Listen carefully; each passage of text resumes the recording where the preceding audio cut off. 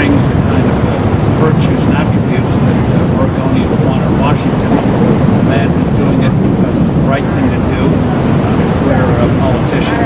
He understands the U.S. Constitution, understands the destructiveness of binge spending, understands how destructive it is to be massively raising taxes, especially on small businesses, and wants to repeal Obamacare, replace it with something that's oriented to helping the patients, not bureaucracies in Washington.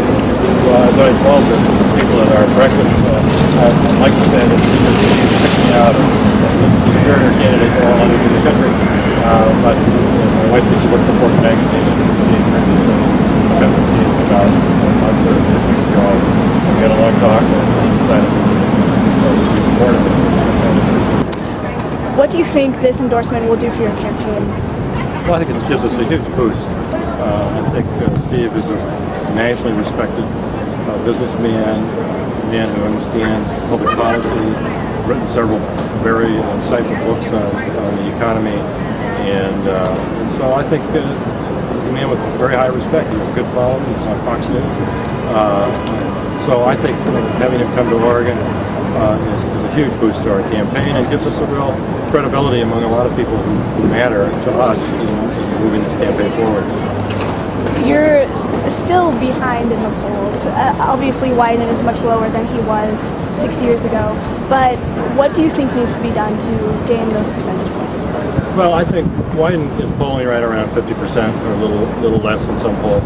And that's about as good as it gets for him because everybody knows who he is. And although surprisingly not many people know very much about what he stands for, at least in our polling. So I think what's going to move it is as we get closer to the fall when Oregonians, voters start paying a lot more attention, we get our message out. There's no doubt in my mind that there's a majority of Oregonians who agree with the arguments that I'm making and who are very unhappy with what's happened in Washington over the last 18 months or 2 years.